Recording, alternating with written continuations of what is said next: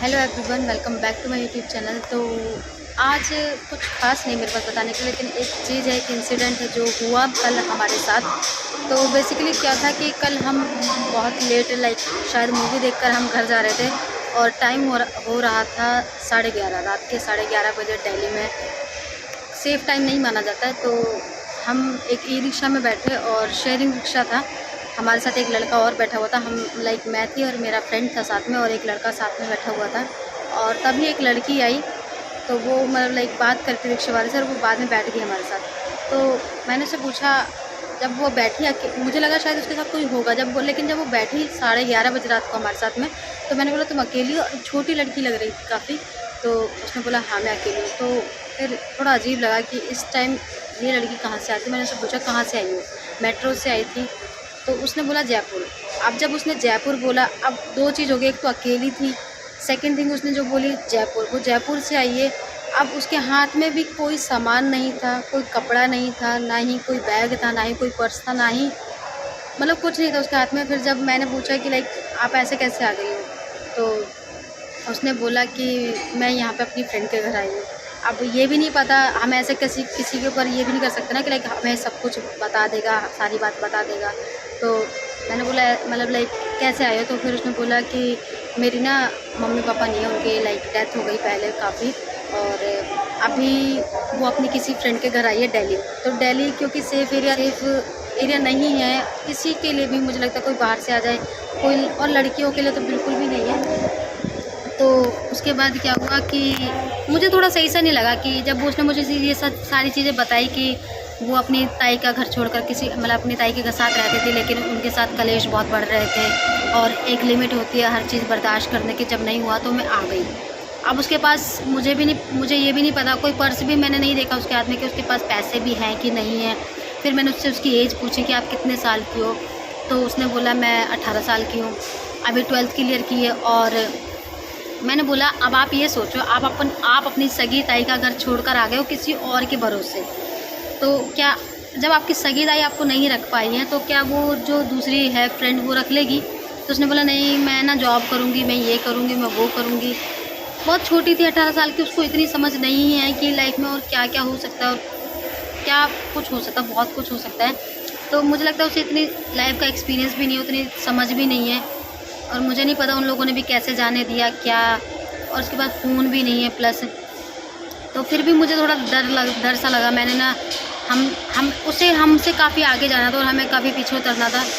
फिर मैंने उससे पूछा भी कि आप सही से चले जाओगे कि नहीं। फिर जो ई रिक्शा वाला था उस बंदे से बोला कि आप भैया इसको ढंग से छोड़ दोगे ना, अच्छे से छोड़ाओगे जहाँ पे से जाना है। तो उसने बोला कि हाँ, इन्होंने मेरी बात करवाई, जिसके घर जाना है इनको, तो मेरी भी बहन है, बेटी है, और हम भी ये सब जानते हैं, समझते हैं। तो उसके ऊपर भी ट्रस्ट करने के बाद हमने चलो ठीक है। फिर भी जब मुझे थोड़ा डाउट लगा कि नहीं भाई नहीं हो पाएगा, कुछ ना कुछ प्रॉब्लम हो सकती है, तो मैंने उस लड़की को अपना नंबर दे दिया था कि अगर आपको कोई प्रॉब्लम हो इन केस इन फ्यूचर, क्योंकि मेरा दिल्ली में घर है, तो कुछ शायद मैं हेल्प कर पाऊँ। अगर कुछ भी प्रॉब्लम बाई चांस 1% भी, तो आप मेरा नंबर रख लो, तो आप मुझे फ़ोन कर लेना। वो उसके बाद चली गई। रात को उसका फ़ोन आया, मैंने उससे ये भी बोल दिया था आप एक बार पहुँच कर भी मुझे फ़ोन कर देना कि आप सही से पहुँच गए हो, किसी के भी नंबर से, आप जिनके घर जा रहे हो उनके नंबर से। उसका लेकिन फ़ोन नहीं आया, और मैं और मेरे फ्रेंड हम ये डिस्कस कर रहे थे कि उसका फ़ोन आया नहीं आया, सही से पहुँच गई होगी कि नहीं होगी। तो थोड़ा सा हमारा ऐसे ही रहा कि सुबह भी उसका कोई वो नहीं हमारा, हम लोग 1-2 बार उसके बारे में बात भी करी। अगले दिन भी हम, अब आज उसका फ़ोन मेरे पास आया जब मैं उसको बिल्कुल भूल चुकी थी। 3 बजे करीब उसका फ़ोन आया मेरे पास कि दीदी आपने मुझे नंबर दिया था ऐसे करके ना, मैं जिनके घर गई थी उन्होंने मुझे नहीं रखा, वो बोले हम नहीं रख सकते। तो ऐसे ही होता है, छोटी उम्र होती है, बच्चों में इतनी समझ नहीं होती कि वो लोग क्या करें क्या नहीं करें। और अभी मैं उसके पास जाने वाली हूँ, उसे वो आनंद विहार रेलवे स्टेशन पे हमारा वेट कर रही है, और अभी हम वहाँ जा रहे हैं। तो देखते हैं कि क्या होता है और क्या वो सोच रही है, और उसके दिमाग में क्या चल रहा है। उसने मुझे सारी बातें सही बताई भी है या नहीं अपने बारे में, और पता नहीं मुझे कि क्या सोचकर वो ऐसे आ गई है। तो कुछ नहीं बोला जा सकता। अभी तो फ़िलहाल मैं उसके पास जा रही हूँ और उससे पूरी बात करती हूँ, उससे बात करती हूँ कि वो क्या चाहती है, क्या करना, क्या दिमाग में चल रहा है उसके, वो वापस जाएगी घर या कैसे। क्योंकि जॉब भी आपको पता है दिल्ली में या कहीं पे भी इतनी आसानी से तो मिल नहीं जाएगी, और अगर वो जॉब भी करेगी तब भी 1 महीने बाद उसको पे मिलेगा, उसको सैलरी मिलेगी, तो वो तब तक क्या करेगी? मुझे लगता उसके पास इतना पैसा होगा। तो अभी तो उसके पास जा रही हूँ मैं मिलने के लिए उससे। तो ये ब्रिज, अभी हम ब्रिज पर हैं, तो यहाँ से उतर के नीचे उतर के देन उससे मैं मिलती हूँ। वहाँ है, ये रहा पास में, ये बस यहाँ से नीचे उतरना ही है और फिर देखते हैं क्या है उसका सीन।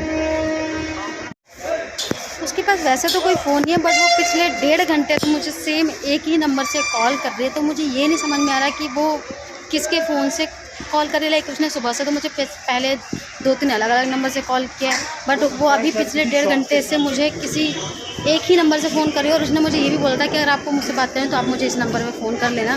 तो पता नहीं मुझे किसका नंबर है, उसका खुद का है या पता नहीं मुझे किसका नंबर है। 1.5 घंटा कौन उसके पास खड़ा हुआ है, तो ये सब जाकर तो उसके पास ही पता चलेगा। चलते हैं, अभी पहले उसके पास जाती हूँ मैं, उसके पास और बात करती हूँ उसके साथ।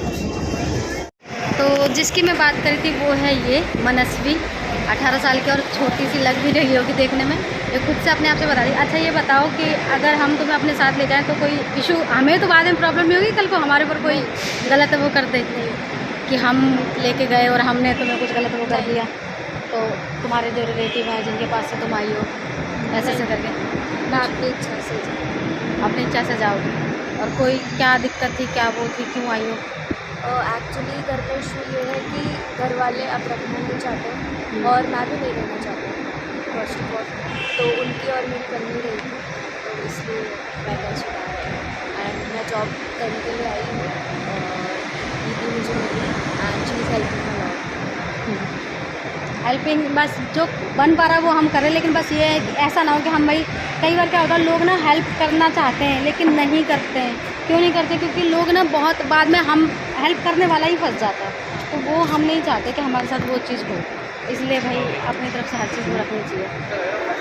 It's fine, she is helping, भैया इज़ हेल्पिंग और आफ्टर ऑल मेरी वजह से कोई ऑब्जेक्शन नहीं है। अपनी इच्छा से जा रही हूँ। ठीक है, और तुम अपने बारे में अगर कुछ बताना चाहो तो बता सकते हो। आ जाओ। ऐसा कुछ स्पेशल है। अच्छा, तुम्हारी एजुकेशन वगैरह क्या है? तुमने 12th करी है तो रिजल्ट इज पेंडिंग, अभी आया है। अच्छा, तुम जब घर से गई निकली तो तुम्हें डर नहीं लगा? लाइक डर जाती तो मैं उस जगह एग्जिस्ट करती और फिर कुछ कर नहीं पाती। अच्छा, तुम इतना ज़्यादा मतलब लाइक परेशान हो गई थी तो तुमने इतना ये डिसीजन ले लिया इतना बड़ा कि हाँ तुम्हें ये करना नहीं करना है। चलो ठीक है, अच्छी बात है। तुम जैसा चाहते हो वैसा हो जाए, सब कुछ अच्छा हो जाए तो बहुत अच्छी बात है। देन आगे चलते हैं। जो मनस्वी है वो कैमरे पे नहीं आना चाहती, वो अपनी सारी बातें कैमरे पे नहीं बोलना चाहती। जो जो उसने मुझे बोला है, तो उसने मुझे बताया कि कैसे उसकी जो ताई जी हैं उसको कैसे परेशान करती हैं। उसने मुझे बताया कि लाइक चलो फिज़िकली आप इंसान को परेशान करो, मारो, बट उसे मेंटली भी आपने उसे परेशान करके रखा है, मेंटली अब्यूज़ कर रहे हो। तो उसकी क्योंकि मम्मी नहीं है, पापा नहीं है, तो उसकी जो मम्मी है जिनकी डेथ हुई है, मतलब लाइक उन्हें अब्यूज़ करती है, उन्हें बहुत कुछ गलत बोलती हैं। उन्हें बोलते हैं कि लाइक वो प्रोस्टिट्यूट थी। तो इन सब चीज़ों से वो बहुत ज़्यादा परेशान हो गई है। उसने मुझे बोला कि मैं एक कोएड स्कूल में पढ़ती हूँ जहाँ पे मेरे लाइक मेरे जो क्लासमेट है वो बॉयज़ भी हैं, तो उनके साथ मेरा उन्हें बात करना नहीं पसंद, उनके साथ बिल्कुल भी बोलना नहीं पसंद किसी भी तरीके से। और अगर मैं थोड़ा सा बात करती हूँ और वो लोग मुझे कभी देख लें तो वो मुझे बोलते हैं कि तेरी माँ ऐसी थी, तू भी ऐसी है, तू भी इस तरीके की है। तो इस तरीके से उसको बोला जाता है।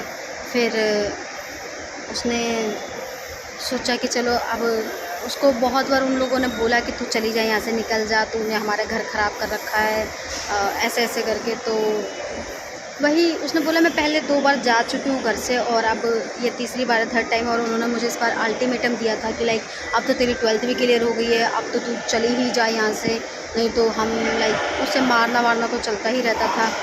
बहुत सारी चीज़ें उसने मुझे बहुत सारी बातें बताई जो मैं नहीं भी बता सकती हूँ यहाँ की सारी चीज़ें। तो मनस्वी अब हमारे साथ में है। जब मैं उससे मिली तो मैंने उससे सबसे पहले ये पूछा, मतलब मैंने तो जब उसे फ़ोन पे जब मैं बात करती मैंने उससे पूछा, मैंने कहा लाइक क्या पहन रखा है। उसने मुझे बोला कि लाइक मैंने ब्लू कलर की ड्रेस डाली हुई है। तो वो ड्रेस मैं भूल गई थी, फिर मुझे याद आया कि मैंने रात को उसे इसी ड्रेस में देखा था। और फिर हम खाने के लिए कुछ गए और मैंने जब उससे पूछा, मैं कहा तुमने खाना खाया? तो उसने बोला हाँ खाया। तो मुझे लगता है कि कोई भी नहीं बताता कि अगर उसने नहीं खाना खाया तो पहले तो सबसे पहले हमने खुद भी खाना खाया और उसे भी खिलाया।